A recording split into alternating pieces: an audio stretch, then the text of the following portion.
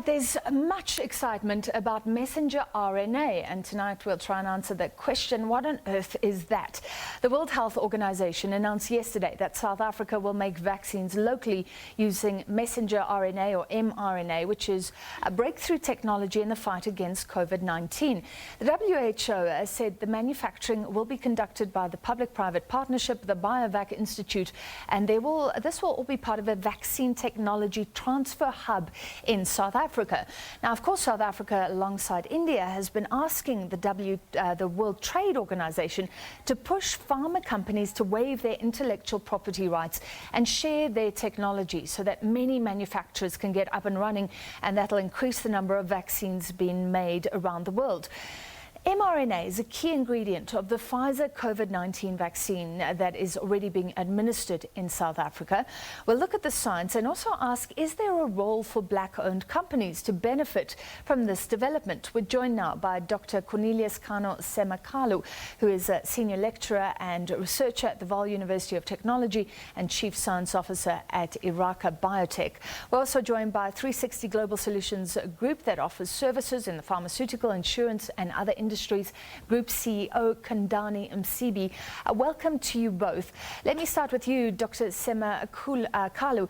For people who weren't listening in science class, can you try keep this simple for us, please, and explain what is mRNA? Well, mRNA, in simple terms, is a messenger RNA. So your genetic code, your DNA is sacred, and it doesn't give instructions just anyhow. It needs a middleman to make sure that the instructions are taken from it and they're taken to a place where they're translated into everything we see, every single biological trait we see. So the mRNA, in essence, is the middleman. Thank you. So help me, this is how I understand how it's used in vaccines. The mRNA delivers a message to your cells to then create the protein that surrounds the coronavirus. So it gets that shape correctly, and then it stimulates an immune response from your body. So this is new because usually they put in an empty cell or something that has the shape already. But doctor, can you confirm that this teaches your body how to create the shape of the COVID-19 virus, basically? Well, in essence, with regards to the vaccine, the mRNA codes for a protein, a specific part of a protein found on the coronavirus. Now, what the vaccines do is that they get that message, put it inside a very protected environment that can be delivered right into the cell. And once it's inside the cell, the message is made available to the machinery that is already inside the cell, so that the cell can actually make that specific part of a protein. And once that is made and it is put outside the cell, one thing that the body is very good at recognizing is something that is not itself. So once the body recognizes that there is something that is not itself, it will begin to mount an immune response. And once that happens, you are protected. So in essence, that's what the mRNA vaccine does. All right, so it's wonderfully clever to me, but there is some controversy around it. I'll address that with you. But first, Mr. Msibi, explain how exciting this is, that people who understand mRNA and can transfer how it's used in vaccines will be coming to South Africa and sharing that knowledge.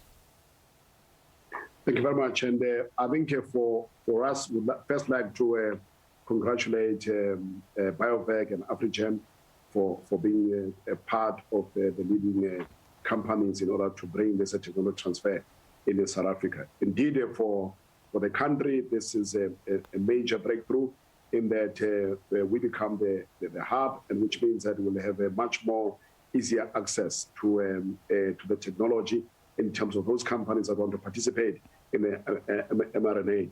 The beauty about this technology is that it's not just for COVID. It can also be adapted for other diseases that are treated that are prevented using a vaccine. Yeah.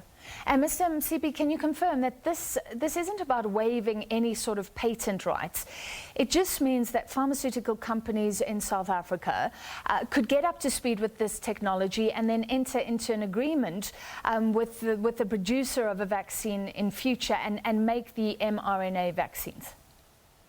It's kind of both, because they indicate that the technology will be placed in a patent pool, which has always existed within the global pharmaceutical industry, where if there are specific diseases that are of a global crisis, the world would like to make sure that as many people are treated as is possible, and therefore access to technology is made much easier. It is not necessarily a free-for-all, because the parties will obviously have to qualify and go through the stringent processes of making sure that they can deliver what they are claiming in their submissions. Yeah. Let's come back to you, Doctor, and talk about the controversy.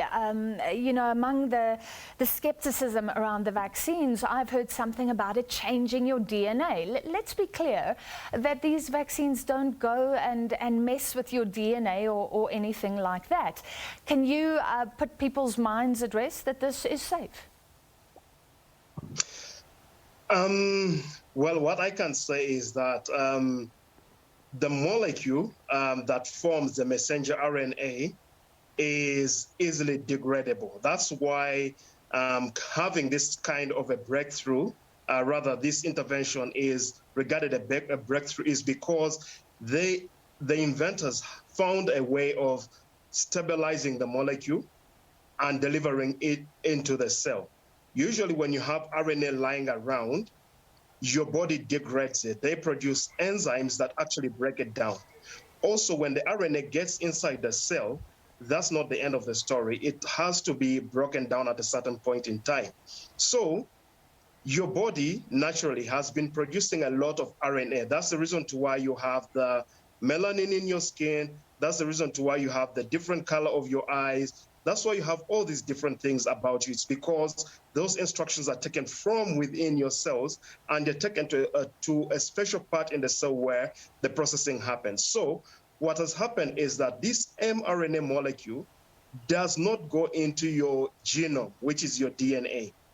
The nucleus is a forbidden place for entry of any genetic material anyhow. So what happens is that once the mRNA is delivered inside your cell in a place called a cytoplasm, that is where the message is converted into the protein that will be produced and secreted around your cells so that your body can use that protein to form the antibodies that will protect you. So it's very, very, very unlikely that that RNA will ever get integrated into your DNA. Okay, and very quickly, do you believe it's safe? Yes, it is safe. There is, in vaccinology, the very, very first thing that is done with anything that is going to be used in humans and now even animals, it has to pass the first stage called safety, the safety studies. And all the vaccines that have been used have to pass that part. So the mRNA vaccine is safe to use. Mr. Msibi, let's return to manufacturing. I remember Bill Gates said something, and I'm probably going to not get it exactly right, but it was to the effect that even if patent rights were waived, it wouldn't help because there's so many countries that just don't have manufacturing capability to get up to speed and start producing these vaccines. So this is about changing that. Can we prove that belief wrong, that basically African countries can't make this stuff? I think there's two sides to it. The first one is that as things stand, South Africa needs a vaccines very urgently. And this program is not a short-term program, it's a medium to long-term program. So it doesn't respond to the current crisis that we're having as one of the most developed countries in Africa, but yet lagging behind the vaccination program. So he may be right as far as saying the problem you have now is not going to be solved by technology transfer.